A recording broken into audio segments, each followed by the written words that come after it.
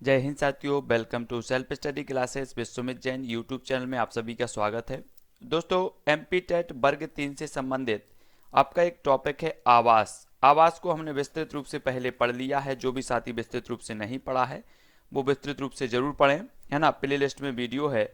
अब हम आवास को पढ़ने वाले हैं। कुछ महत्वपूर्ण लगभग 100 प्रश्नों पर चर्चा करेंगे, तो सभी लोग वीडियो को लाइक जरूर कर दें। आवास से संबंधित जितने भी प्रश्न बन सकते हैं उन सभी प्रश्नों पर आज हम चर्चा करने वाले हैं, तो सभी लोग जो है वीडियो को लाइक जरूर करें। चलिए स्टार्ट करते हैं दोस्तों आज का ये वीडियो। जो भी साथी टेलीग्राम ग्रुप से नहीं जुड़े हैं वो टेलीग्राम ग्रुप से जुड़ जाएं, ठीक है, और लाइक जरूर करें वीडियो को। आज का हमारा पहला प्रश्न है, कच्चे घरों की मुख्य विशेषता क्या होती है। तब सभी लोगों को उत्तर बताना है। दीवारें कच्ची ईंटों की, झोपड़ियों से अधिक मजबूत व अस्थायी, इन्हें प्रतिदिन गोबर से लीपना पड़ता है, या फिर इन पर चूने की पुताई होती है।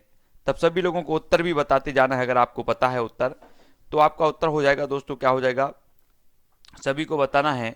और उत्तर हो जाएगा कि इन्हें प्रतिदिन जो होता है गोबर से लीपना पड़ता है। ये इसकी विशेषता नहीं होती, यानी कि विकल्प नंबर जो सी है वो आपका बिल्कुल सही हो जाएगा, ठीक है। कच्चे घरों की मुख्य विशेषता क्या नहीं होती बताना था, तो इन्हें प्रतिदिन गोबर से लीपना पड़ता है, ये नहीं होती। अगला प्रश्न है, सफेदी में उपस्थित किसकी मात्रा कीड़े मकोड़ों का नाश करती है। चूने की, जल की, कीटनाशकों की अनुपस्थिति, या फिर इनमें से कोई नहीं। तब एक उत्तर का चयन करना है और एक उत्तर का तुम्हें आप चयन करोगे और उसका उत्तर बताओगे। तब उत्तर होगा ए, चूने की, ठीक है। अगला क्वेश्चन देख लेते हैं। अगला क्वेश्चन है, पहाड़ी प्रदेशों से भी अधिक ठंडी जलवायु कहाँ पाई जाती है। जल्दी से आपको बताना है। 4 विकल्प हैं, 4 में से एक का चयन करो और उत्तर बताओ। प्रश्न क्रमांक 3 का जो आपका उत्तर होगा, अधिक ठंडी जलवायु कहाँ पाई जाती है, तो ये पाई जाती है टुंड्रा प्रदेशों, यानी विकल्प नंबर जो सी है वो आपका बिल्कुल सही हो जाएगा। अगला क्वेश्चन है दोस्तों, इग्लू के फर्श पर फरवा खाल क्यों बिछाए जाते हैं, आपको बताना है। प्रश्न क्रमांक 4 का उत्तर बताएंगे। जो भी साथी विस्तृत अध्ययन नहीं देखा है तो वो विस्तृत पढ़ लें पहले। इग्लू के फर्श पर फरवा खाल क्यों बिछाए जाते हैं। तब प्रश्न क्रमांक 4 का जो आपका उत्तर हो जाएगा, घर को गर्म रखने के लिए। 4 नंबर का उत्तर आपका होगा सी, है ना। तो सी नंबर आपका बिल्कुल सही है। अगला क्वेश्चन देख लेते हैं साथियों। अगला क्वेश्चन है, उष्ण जलवायु वाले क्षेत्रों में घरों की दीवारें किस प्रकार की बनाई होती हैं। मोटी, पतली, ईंट की चौड़ाई वाली, या ईंट का प्रयोग नहीं होता। तब प्रश्न क्रमांक 5 का उत्तर सभी को बताना है और आपका उत्तर होगा कि उष्ण जलवायु वाले क्षेत्रों में घरों की जो दीवारें बनाई जाती हैं वो मोटी, यानी विकल्प नंबर ए जो है बिल्कुल सही होगा। तब अगला क्वेश्चन है, हमारे जीवन को सुविधाजनक बनाते हुए हमारी मूल आवश्यकताओं में सम्मिलित कारक है तो कौन सा है। हमारे जीवन को सुविधाजनक बनाते हुए हमारी मूल आवश्यकताओं में सम्मिलित कारक कौन सा है। मौसम, मकान, महत्वाकांक्षा, या ये सभी। तो प्रश्न क्रमांक 6 का उत्तर सभी लोग बताएंगे और 6 का जो उत्तर हो जाएगा दोस्तों वो हो जाएगा बी। हमारे जीवन को सुविधाजनक बनाते हुए हमारी मूल आवश्यकताओं में सम्मिलित कारक है तो वो है मकान, यानी कि जो विकल्प नंबर बी है वो आपका बिल्कुल सही हो जाएगा, ठीक है। अगला क्वेश्चन देखेंगे, निम्न में से कौन सा स्थायी घरों के संबंध में उपयुक्त नहीं है। हमें उपयुक्त नहीं है बताना है। भूकंप रोधी, बहुत अधिक मजबूत, टिकाऊ व अधिक समय तक चलने वाले, सीमेंट, ईंटों और लोहे के प्रयोग से बने। तब प्रश्न क्रमांक 7 का उत्तर सभी लोग बताएंगे और 7 का जो आपका उत्तर हो जाएगा वो हो जाएगा ए, यानी कि भूकंप रोधी आपका बिल्कुल उत्तर सही हो जाएगा, ठीक है। अगला क्वेश्चन देखेंगे, तंबुओं के लगाए जाने के पीछे निहित कारक क्या है। शिविरों का आयोजन, आश्रय प्रदान करना, प्राकृतिक विपत्तियों से रक्षा, या फिर ये सभी। तब 8 का उत्तर हो जाएगा डी, ये सभी कारक होते हैं, कारण होते हैं, ठीक है। अगला क्वेश्चन है, ग्रामीण अधिवासों में आप निम्नलिखित में से किसे शामिल नहीं करेंगे। ग्रामीण अधिवासों में गांव को, नगरीय गांव को, ग्रामीण सेवा केंद्र को, या ग्रामीण विकास केंद्र को। प्रश्न क्रमांक 9 का उत्तर बताना है, सभी लोग बताएंगे और 9 का उत्तर हो जाएगा डी, ग्रामीण विकास केंद्र को। डी नंबर आपका बिल्कुल सही होगा। तब अगला क्वेश्चन है, निम्न में से नगरीय बस्तियां कौन सा कार्य नहीं करती। कौन सा कार्य नहीं करती, औद्योगिक, प्रशासनिक, सुरक्षात्मक, या फिर ग्रामीण सेवा केंद्र। सभी का आंसर आएगा। प्रश्न क्रमांक 10 का क्या हो जाएगा, निम्न में से नगरीय बस्तियां कौन सा कार्य नहीं करती, तो वो ग्रामीण सेवा केंद्र, यानी विकल्प नंबर जो डी है बिल्कुल आपका सही हो जाएगा, ठीक है। अगला क्वेश्चन देखेंगे दोस्तों, नगरीय अधिवास में निम्न में से कौन सी विशेषता नहीं मिलती। आपको बताना है नगरीय अधिवास में श्रम विभाजन, पेशों का विशेषीकरण, सामाजिक समानता या फिर सामाजिक असमानता। तो कौन सी विशेषता नहीं मिलती आपको बताना है। और आपका जो प्रश्न क्रमांक 11 का उत्तर है वो क्या हो जाएगा, उत्तर हो जाएगा सामाजिक समानता, यानी विकल्प नंबर जो सी है वो आपका सही हो जाएगा। ठीक है, प्रश्न क्रमांक 11 का आपका सी होगा। अगला क्वेश्चन है संयुक्त राज्य अमेरिका में नगरीय अधिवास प्रायः मिलते हैं तो कैसे मिलते हैं।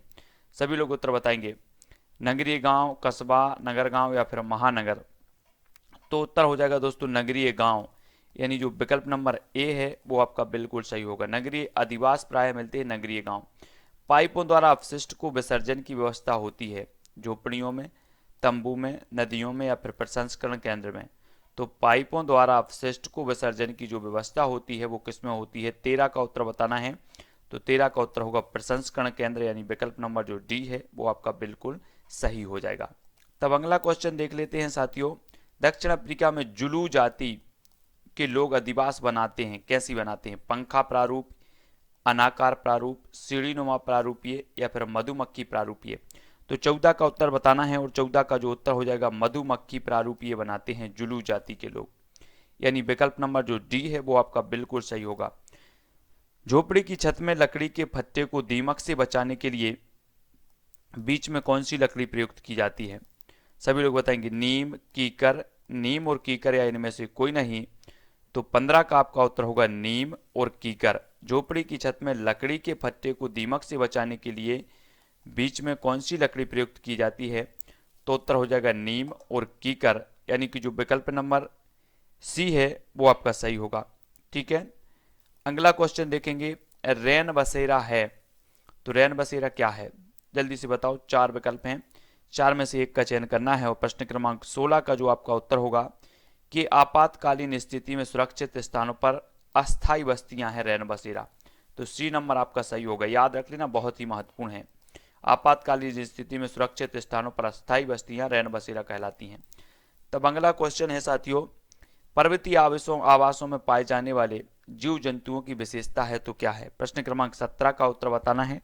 और 17 में 4 विकल्प। इनकी त्वचा मोटी होती है, इनकी त्वचा पर बड़े बड़े बाल होते हैं, इनकी खुर बहुत मजबूत होती है, या ए सभी।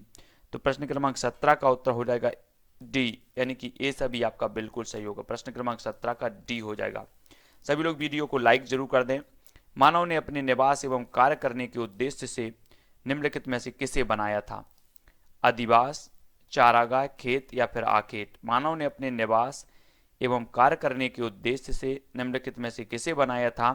तो आपका 18 का उत्तर होगा अधिवास। अधिवास यानी विकल्प नंबर जो ए है वो आपका बिल्कुल सही होगा। अगला क्वेश्चन देखेंगे साथियों, स्थायी अधिवास के निर्माण में आप निम्नलिखित में से किस कारक को शामिल नहीं करेंगे। आपको बताना है किस कारक को शामिल नहीं करेंगे। समतल भूमि की उपलब्धता, जल प्राप्ति की पूर्ण सुविधा, सुरक्षा की भावना या फिर निवास एवं कार्य करने के स्थान की उपलब्धता। तो 19 का उत्तर सभी लोग बताएंगे। स्थायी अधिवास के निर्माण में आप निम्नलिखित में से किस कारक को शामिल नहीं करेंगे। तब प्रश्न क्रमांक 19 का उत्तर होगा डी, यानी कि निवास एवं कार्य करने के स्थान की उपलब्धता। डी नंबर आपका बिल्कुल सही होगा। अगला क्वेश्चन देखो, बुशमैन जाति के लोग निम्न में से जो है किस प्रकार के अधिवास बनाते हैं। आपको बताना है प्रश्न क्रमांक 20 का उत्तर। और 20 का उत्तर सभी ने बताया है कि अस्थायी अधिवास बनाते हैं। सी नंबर का आपका सही होगा। बुशमैन जाति के लोग किस प्रकार के अधिवास बनाते हैं, तो अस्थायी। सी नंबर सही है। ठीक है, अगला क्वेश्चन है निम्न में से कौन सी जाति स्थायी अधिवासों का निर्माण करती है। एस्किमो, किर्गिज, अरब के बद्दू या फिर संताल। याद रख लेना है दोस्तों। और इसका जो सही उत्तर आपका हो जाएगा वो क्या होगा, तब उत्तर होगा संथाल जनजाति जो है ए स्थायी अधिवासों का निर्माण करती है, यानी कि जो विकल्प नंबर डी है आपका वो सही हो जाएगा। ठीक है, और जिन भी साथियों ने अभी तक विस्तृत अध्ययन वाली वीडियो नहीं देखे वो जरूर देखें विस्तृत अध्ययन वाली। ठीक है, तब अगला क्वेश्चन है, कृषि गृह सामान्यतः नहीं मिलते तो कहाँ नहीं मिलते। प्रश्न क्रमांक 22 का उत्तर हमें बताना है। कृषि गृह सामान्यतः नहीं मिलते, कहाँ नहीं मिलते। तो आपका उत्तर फटाक से आनी चाहिए 22 का उत्तर। तो उत्तर हो जाएगा सी, भारत में। सी आपका बिल्कुल सही हो जाएगा। ठीक है, अगला क्वेश्चन है, मानव अधिवास के अनेक रूप हैं, निम्नलिखित में से आप किसे मानव अधिवास नहीं मानते। पुरबा, फार्म स्टेट, नगर या फिर गलियां। तो किसे नहीं मानते। 23 का आंसर बताना है। तो सभी लोगों ने उत्तर बताया है डी, गलियों को नहीं मानते, बिल्कुल सही आंसर। निम्न में से कौन सा ग्रामीण अधिवास नहीं है? फार्म स्टेट, ग्राम, पुरबा या फिर नगर। 24 का आंसर सभी लोग बताएंगे और 24 का आपका आंसर हो जाएगा क्या? नगर, यानी विकल्प नंबर जो डी है वो आपका बिल्कुल सही है। कौन सा ग्रामीण अधिवास नहीं है? तो नगर नहीं है, डी नंबर बिल्कुल सही हो जाएगा। अगला क्वेश्चन देख लेंगे। अगला जो अपना क्वेश्चन है, मरुस्थलीय भागों में सामान्यतः ग्रामीण अधिवास मिलते हैं तो किस प्रकार के? पंखा प्रारूप के, सीढ़ी प्रारूप के, आयताकार प्रारूप या रेखीय प्रारूप के। 25 का आंसर बताना है, तब आपका उत्तर हो जाएगा आयताकार प्रारूप, सी नंबर आपका। मरुस्थलीय भागों में सामान्यतः ग्रामीण अधिवास नहीं मिलते तो आयताकार प्रारूप के नहीं मिलते, सी नंबर आपका बिल्कुल सही होगा। अगला क्वेश्चन देखो, स्वास्थ्यप्रद मकान वह है जिसमें शुद्ध हवा तथा रोशनी का आवागमन हो, गंदी हवा को निकलने के लिए रोशनदान हो, नालियां साफ व ढकी हुई हों, ये सभी। तो उत्तर क्या होगा 26 का? उत्तर हो जाएगा डी, ये सभी। ठीक है, बहुत बढ़िया। अगला क्वेश्चन है, बहुमंजिली इमारतों के संबंध में सर्वमान्य तथ्य क्या है? सभी लोग बताएंगे। बहुमंजिली इमारतों के तथ्य में सर्वमान्य जो तथ्य है वो क्या है? 27 का आंसर बताना है और इसमें सी इसका सही होगा, इसमें परस्पर भिन्नता होती है, सी नंबर आपका बिल्कुल सही होगा। नेक्स्ट बात करते हैं दोस्तों, मरुस्थलों में रहने वाले जंतु दिन के अधिक ताप से बचने के लिए क्या करते हैं? बताना है क्या करते हैं। जल में डूबे रहते हैं, वृक्षों के नीचे बैठते हैं, भूमि के नीचे बैठते हैं या इनमें से कोई नहीं। तो 28 का आंसर बताना है और 28 का आंसर हो जाएगा कि भूमि के नीचे रहते हैं, सी नंबर आपका सही हो जाएगा। ठीक है, अगला क्वेश्चन देख लेते हैं, किस प्रकार की भूमि भवन निर्माण हेतु सर्वाधिक उपयुक्त होती है? चिकनी मिट्टी वाली भूमि, पथरीली भूमि, रेतीली भूमि, चीनी चूने और मैग्नीशियम युक्त भूमि। तो 29 का आंसर क्या हो जाएगा दोस्तों? हो जाएगा बी, पथरीली भूमि, यानी बी नंबर आपका बिल्कुल सही है। ये भूमि भवन निर्माण हेतु सर्वाधिक उपयुक्त मानी जाती है। ठीक है, अगला क्वेश्चन है, निम्न में से कौन सा पत्थर राजस्थान में घरों के फर्श बनाने में उपयोग नहीं किया जाता? तो 30 का उत्तर बताना है, सभी लोग उत्तर बताएंगे। तो कौन सा नहीं किया जाता? संगमरमर, कोटा स्टोन, स्टैंड स्टोन या फिर घिया पत्थर। तो आपका उत्तर होगा बी, ये राजस्थान में घिया पत्थर या सेल खड़ी नहीं किया जाता। निम्न में से भवन निर्माण में प्रयुक्त सामग्री है तो कौन सी? ईंट पत्थर, एस्बेस्टस की चादरें, सीमेंट चूना पत्थर या उपर्युक्त सभी।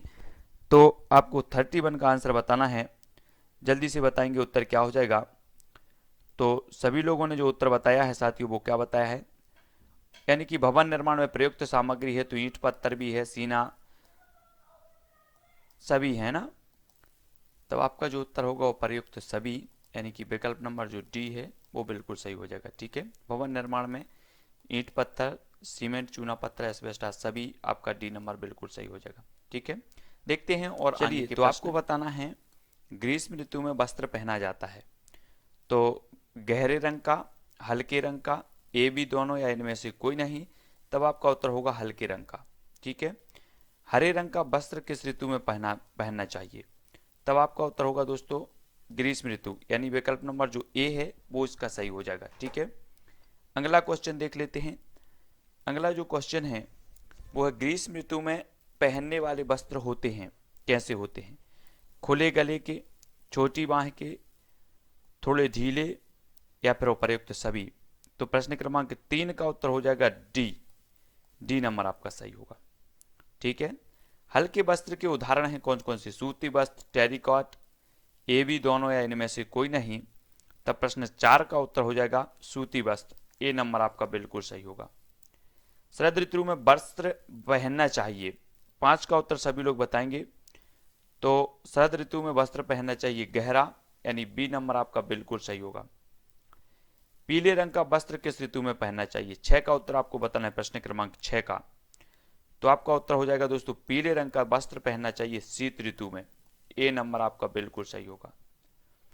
शरद ऋतु में वस्त्र की आकृति होती है बंद गला, कॉलर वाले, पूरी बाह वाले या उपर्युक्त सभी। तब प्रश्न क्रमांक 7 का उत्तर आपको बताना है, तो उत्तर होगा उपर्युक्त सभी, डी नंबर आपका बिल्कुल सही होगा।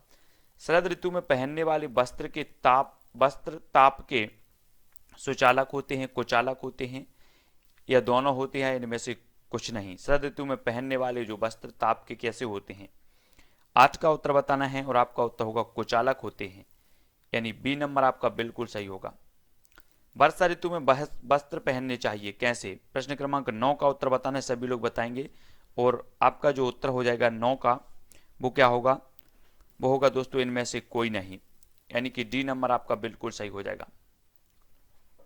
अगला क्वेश्चन है, वर्षा ऋतु में चुनाव करना चाहिए गर्म वस्त्रों का, ठंडे वस्त्रों का, कृत्रिम वस्त्रों का या गहरे वस्त्रों का?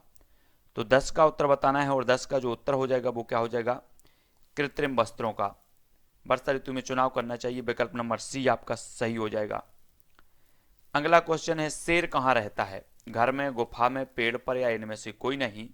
तो 11 का उत्तर सभी लोग बताएंगे, कहाँ रहता है शेर? तो सभी ने बताया है कि गुफा में रहता है, यानी विकल्प नंबर जो बी है बिल्कुल आपका सही हो जाएगा।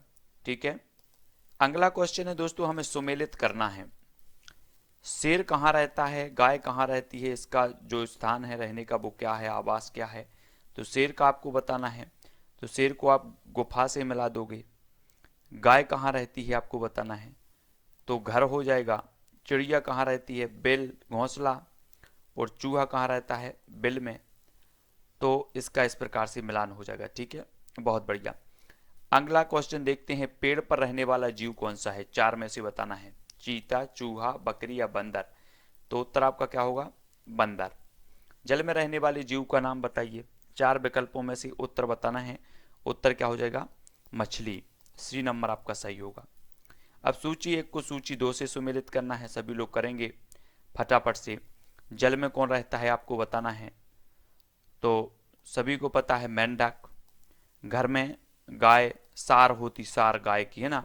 जंगल, जंगल में कौन रहता है, तो चीता रहता है। और पेड़ पर रहता है बंदर। तो इस प्रकार से आपको सुमेलित भी करना है। अगला क्वेश्चन है, झोपड़ी बनाने के लिए आवश्यक है बल्ली, लोहा, बजरफुट या फिर बालू? तो प्रश्न क्रमांक 16 का उत्तर सभी लोग बताएंगे। तो झोपड़ी की बात हो रही तो आवश्यक है बल्ली, यानी विकल्प नंबर ए जो है वो आपका बिल्कुल सही हो जाएगा। तब अगला प्रश्न है, सुमेलित करना है यहाँ पर हमें। झोपड़ी, पक्के मकान, कच्चे मकान, लकड़ी के मकान। तो आपको पता है झोपड़ी बल्ली से बनेगी, पक्के मकान ईंट से बनेंगे, कच्चे मकान मिट्टी की ईंट से बनेंगे, और लकड़ी के मकान लोहे की कील के लिए, मतलब इसके लिए उपयोगी है। तो इस प्रकार से हमें सुमेलित भी करते जाना है। ठीक है। अगला देख लो, विशिष्ट ऊनी वस्त्रों की धुलाई निम्नलिखित में से किस तरह की जाती है? रीठे के फैन से, साबुन से, सादा पाउडर से या उपर्युक्त तीनों से? तो प्रश्न क्रमांक 18 का उत्तर बताना है, और 18 का जो उत्तर हो जाएगा वो क्या हो जाएगा?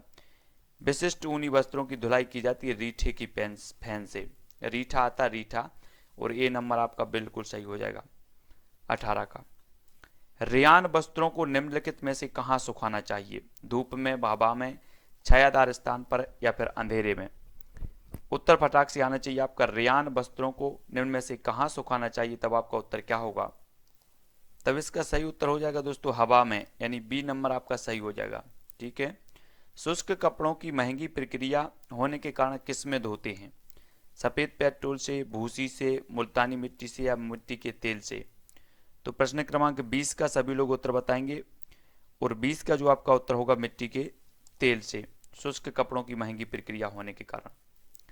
घर पर वस्त्रों की धुलाई करने के लाभ हैं, धन की बचत होती है, रोग संक्रमण की आशंका नहीं रहती, वस्त्रों के खोने का भय नहीं रहता है, उपर्युक्त सभी। तब 21 का आंसर क्या हो जाएगा? वस्त्रों के खोने का भय नहीं रहता। ठीक है, सी नंबर आपका सही होगा। ठीक है। प्रश्न क्रमांक 21 का आपका जो उत्तर होगा वो सी होगा। पेंट आदि के दाग छुड़ाने के लिए प्रयोग किया जाता है साबुन, तारपीन अथवा मिट्टी का तेल, हाइड्रोजन परऑक्साइड या फिर ब्लीचिंग? तो 22 का आंसर हो जाएगा दोस्तों हाइड्रोजन परऑक्साइड। सी नंबर आपका सही होगा। अगला क्वेश्चन है, रेशमी वस्त्रों में चमक लाने के लिए प्रयोग करते हैं तो किसकी? नींबू का रस, मैथलेटिक्स, स्प्रेट या कुछ नहीं, या फिर नमक? तो बताना है आपको 23 का आंसर, और 23 का सभी लोग जो उत्तर बता रहे हैं वो बता रहे हैं सी, नमक का पानी। सी नंबर आपका सही होगा। गोंद का प्रयोग कलफ के रूप में होता है ऊनी वस्त्रों में, सूती वस्त्रों में, रेशमी वस्त्रों में या रंगीन वस्त्रों में? तो 24 का सभी लोग उत्तर बताएंगे, और 24 का जो आपका आंसर हो जाएगा वो हो जाएगा बी, सूती वस्त्रों में। गोंद का प्रयोग कलप के रूप में होता है सूती वस्त्रों में। अरारोट का कलप किन वस्त्रों को दिया जाता है? ऊनी वस्त्रों को, सूती वस्त्रों को, रेशमी वस्त्रों को या कृत्रिम वस्त्रों को? अरारोट का जो कलप है वो किन वस्त्रों को दिया जाता है? 25 का उत्तर बताना है, तब आपका उत्तर होगा रेशमी वस्त्रों को। व्यक्तिगत सज्जा में सर्वाधिक महत्व होता है तो किसका? 26 का आंसर सभी लोग बताएंगे, तो उत्तर होगा वेशभूषा का, यानी कि सी नंबर आपका बिल्कुल सही होगा। तब अगला क्वेश्चन है दोस्तों, वेशभूषा के लिए वस्त्रों का चयन करते समय ध्यान रखना चाहिए, तो किस प्रकार से ध्यान रखना चाहिए? प्रश्न क्रमांक 27 का उत्तर क्या होगा? वस्त्रों की सुंदरता, वस्त्रों के मूल, वस्त्रों के गुण, मतलब उपर्युक्त सभी। वर्षा के मौसम में वेशभूषा कैसी होनी चाहिए? 28 का आंसर सभी लोग बताएंगे, और 28 का उत्तर हो जाएगा सी, शीघ्र सूखने वाले वस्त्र की बनी। सी नंबर आपका सही होगा। स्कूल जाने वाले बच्चों को धारण करना चाहिए कैसे? 29 का उत्तर सभी लोग बताएंगे, और उत्तर हो जाएगा इसका क्या? निर्धारित यूनिफॉर्म, यानी सी नंबर आपका बिल्कुल सही होगा। तीज त्योहार के अवसर पर वेशभूषा धारण करनी चाहिए सादी, महंगी, लाल रंग की या उमंग व उल्लास को बढ़ाने वाली? तो 30 का उत्तर बताना है, तब आपको उत्तर होगा डी, उमंग व उल्लास को बढ़ाने वाली। घर की सफाई से आशय क्या है? घर में गंदगी का ना होना, घर में सामान का दिखाई ना देना, घर का सुसज्जित होना, या फिर नित्य झाड़ू एवं पोछा लगना? तो 31 का उत्तर बताना है, घर की सफाई से आशय क्या है? सभी लोगों ने जो उत्तर बताया है कि घर में गंदगी का ना होना, ए नंबर आपका सही होगा। अगला क्वेश्चन देख लेंगे, घर की सफाई के परिणाम स्वरूप घर आकर्षक प्रतीत होता है, स्वास्थ्य में सहायता प्राप्त होती है, गृह व्यवस्था बनी रहती है, या फिर उपर्युक्त सभी? तो 32 का आंसर जो हो जाएगा वो हो जाएगा डी, यानी उपर्युक्त सभी। घर की सफाई के परिणाम स्वरूप उपर्युक्त सभी ये हो जाएंगे। घर की सफाई के लिए आवश्यक है कूड़ा करकट न फैलने दें, नियमित सफाई, उपर्युक्त दोनों या कुछ ना करें? तो 33 का आंसर क्या होगा? सी, उपर्युक्त दोनों घर की सफाई के लिए आवश्यक है। आंगन की नाली को प्रतिदिन धोना चाहिए, डीडीटी पाउडर से, चूने से, फिनाइल से या गर्म पानी से? तो 34 का आंसर हो जाएगा दोस्तों फिनाइल से, सी नंबर आपका सही है। गंदगी में सबसे अधिक पनपते हैं तो क्या? मच्छर, मक्खियां, कांकरोच या फिर रोगाणु?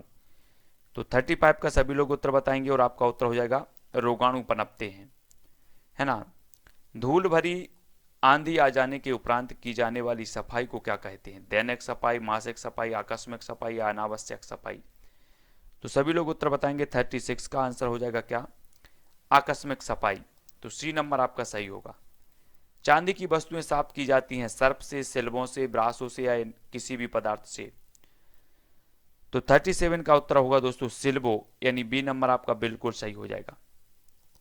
अगला क्वेश्चन है, रसोई घर की सफाई में सर्वाधिक महत्व है तो किसका है? 38 का आंसर बताना है, और सभी लोगों ने बताया है रसोई घर की सफाई में सर्वाधिक महत्व होता है दैनिक सफाई का, बिल्कुल सही हो जाएगा, एक नंबर दैनिक सफाई का, है ना। अगला क्वेश्चन है, घर के समस्त कूड़े को एकत्रित करना चाहिए घर के किसी कोने में, कूड़ेदान में, सड़क पर या पड़ोसियों के घर के? तो 39 का उत्तर क्या होगा? कूड़ेदान, यानी विकल्प नंबर बी आपका बिल्कुल सही होगा। घर की सफाई महत्वपूर्ण है शारीरिक स्वास्थ्य के लिए, मानसिक स्वास्थ्य के लिए, जीवन में आनंद प्राप्ति के लिए, उपर्युक्त सभी? तब 40 का उत्तर होगा दोस्तों उपर्युक्त सभी के लिए है घर की सफाई। आवास रक्षा करता है सर्दी से, गर्मी से, वर्षा से या इन सभी से? तो 41 का आंसर सभी लोगों को पता है, और उत्तर हो जाएगा इन सभी से रक्षा करता है। अगर आवास ना हो तो पशु पक्षी और मानव स्वास्थ्य पर क्या प्रभाव पड़ेगा? प्रतिकूल, अनुकूल, दोनों या इनमें से कोई नहीं? तब 42 का उत्तर क्या होगा? प्रतिकूल प्रभाव पड़ेगा। शौचालय की स्वच्छता बनाए रखती है मच्छर उत्पन्न ना होने से, गंदगी ना होने से, ए बी दोनों या इनमें से कोई नहीं? तो 43 का जो आंसर हो जाएगा वो क्या होगा? तब आंसर होगा सी, ए और बी दोनों। परिवेश की सफाई का तरीके हैं, क्या तरीके हैं जल्दी से बताओ? 44 का उत्तर बताना है, और इसका सही उत्तर होगा बी और सी दोनों। बी यानी कि घरों के आसपास गंदे पानी को इकट्ठे होने नहीं चाहिए, पानी की नालियों में ब्लीचिंग पाउडर, मिट्टी का फिनाइल आदि डालना चाहिए, यानी कि बी और सी आपके सही हो जाएंगे। उत्तम आवास के लिए कितनी वस्तुएं अनिवार्य हैं? धूप, हवा, पानी या ये सभी? तब आपका उत्तर होगा धूप भी है, पानी भी है और हवा भी है। बहुत बढ़िया आंसर। अगला क्वेश्चन देख लेंगे। अगला जो अपना क्वेश्चन है, सार्वजनिक संपत्तियों का अपव्यय नहीं करना चाहिए क्योंकि सरकार बनवाने में पैसा खर्च करती है, क्योंकि सार्वजनिक संपत्ति अपव्यय करना कानूनी अपराध है, या क्योंकि यह संपत्ति राष्ट्रीय धरोहर है, या इनमें से कोई नहीं। तब उत्तर क्या होगा? क्योंकि ये संपत्ति जो है राष्ट्रीय धरोहर है। सी नंबर आपका सही होगा। स्थानीय इमारतों की सुरक्षा करनी चाहिए, क्योंकि इन्हें विदेशी देखने आते हैं, क्योंकि ये सुंदर होती हैं, क्योंकि ये सार्वजनिक संपत्ति के अंतर्गत आती हैं, उपर्युक्त सभी। तो 47 का उत्तर होगा क्योंकि ये सार्वजनिक संपत्ति के अंतर्गत आती हैं। सी नंबर आपका सही होगा। सार्वजनिक संपत्ति के अंतर्गत आते हैं क्या? दुकान, घर, डाकघर या ये सभी? तो 48 का उत्तर बताना है डाकघर। बी नंबर आपका सही होगा। संसद का निर्माण कैसे होता है? 49 का उत्तर बताएंगे तो राष्ट्रपति, लोकसभा, राज्यसभा और इन सभी को मिलाकर होता है संसद का निर्माण, यानी कि विकल्प नंबर जो ए है वो आपका सही हो जाएगा। ठीक है, बहुत बढ़िया। अगला क्वेश्चन है दोस्तों, प्रारंभिक मनुष्य निवास करते थे कहाँ? खुले मैदानों में, शहरों में, गुफाओं, कंदराओं में या फिर गांव में? तो प्रश्न क्रमांक 1 का उत्तर बताना है। सभी को पता है कि प्राचीन काल की जो मनुष्य है वो गुफाओं या कंदराओं में निवास करती थी। मनुष्य ने स्थायी घर बनाना प्रारंभ किया कब? लोहे के आविष्कार के बाद, तांबे के आविष्कार के बाद, फसलों को उगाना प्रारंभ करने के बाद, या फिर हिम युग के बाद? तो प्रश्न क्रमांक 2 का उत्तर होगा सी, यानी कि फसलों को उगाना प्रारंभ करने के बाद मनुष्य ने स्थायी घर बनाना प्रारंभ किया। प्रारंभिक बस्तियों का विकास हुआ सिंधु घाटी में, नदी घाटियों में, घने जंगलों में या पर्वतीय क्षेत्रों में? तो 3 का उत्तर बताना है प्रारंभिक बस्तियों का विकास कहाँ हुआ? जल्दी से बताएंगे सभी लोग, और उत्तर हो जाएगा नदी घाटियों में, यानी कि जो विकल्प नंबर बी है वो आपका बिल्कुल सही होगा। घने जंगलों में गर्म एवं ठंडे रेगिस्तानों तथा पर्वतों के निवासी रहते हैं। तो कहाँ रहते हैं? 4 का उत्तर बताना है घने जंगलों, गर्म एवं ठंडे रेगिस्तानों तथा पर्वतों के निवासी रहते हैं, तो अस्थायी बस्तियों में, यानी बी नंबर आपका बिल्कुल सही होगा। ठीक है, अस्थायी बस्तियों में रहते हैं। अगला क्वेश्चन देख लेते हैं। अगला क्वेश्चन है कि ढाल वाली छत का निर्माण होता है ठंडे प्रदेशों में, गर्म प्रदेशों में, अत्यधिक वर्षा वाले क्षेत्रों में या जंगली क्षेत्रों में? तो प्रश्न क्रमांक 5 का उत्तर सभी लोग बताएंगे। दोस्तों सभी लोग लाइक जरूर करें वीडियो को। इससे पहले हमने पूरे के पूरे प्रश्न हमारा परिवार मित्र से संबंधित पढ़े और पूरे के पूरे टॉपिक बना है, वो देख लें। 5 का उत्तर होगा सी, अत्यधिक वर्षा वाले क्षेत्र में ढाल वाली छत का निर्माण होता है। सी नंबर आपका सही होगा। मिट्टी की मोटी दीवार वाले घर पाए जाते हैं कहाँ? अत्यंत वर्षा वाले क्षेत्रों में, गर्म क्षेत्रों में, अत्यंत ठंडे क्षेत्रों में या नदी घाटियों में? तो प्रश्न क्रमांक 6 का उत्तर क्या होगा? गर्म क्षेत्रों में मिट्टी की मोटी दीवार वाले घर पाए जाते हैं। बी नंबर आपका सही होगा। अगला क्वेश्चन है पत्थर, पंख, चिकनी मिट्टी, कण आदि का उपयोग घर बनाने में किया जाता है शहरी क्षेत्रों में, गर्म क्षेत्रों में, वर्षा वाले क्षेत्रों में या ठंडे प्रदेशों में? तो प्रश्न क्रमांक 7 का उत्तर बताना है, तब आपका उत्तर होगा बी, यानी कि गर्म क्षेत्रों में प्रयोग किए जाते हैं। अगला क्वेश्चन है मकानों या आवासों के प्रकार के भिन्नता के पीछे कारक होते हैं तो क्या होते हैं? आवास निर्माण में प्रयुक्त सामग्रियों की सहज उपलब्धता, भूमि की बनावट, जल वायु दशाएं या उपर्युक्त सभी? तब प्रश्न क्रमांक जो 8 का उत्तर हो जाएगा वो हो जाएगा उपर्युक्त सभी, यानी डी नंबर आपका बिल्कुल सही है। घर की सफाई से आज से क्या है? घर में गंदगी का ना होना, घर में सामान का दिखाई न देना, घर का सुसज्जित होना या नित्य झाड़ू एवं पोछा लगाना? तो 9 का उत्तर सभी ने बताया है क्या? विकल्प नंबर ए, घर में गंदगी ना होना।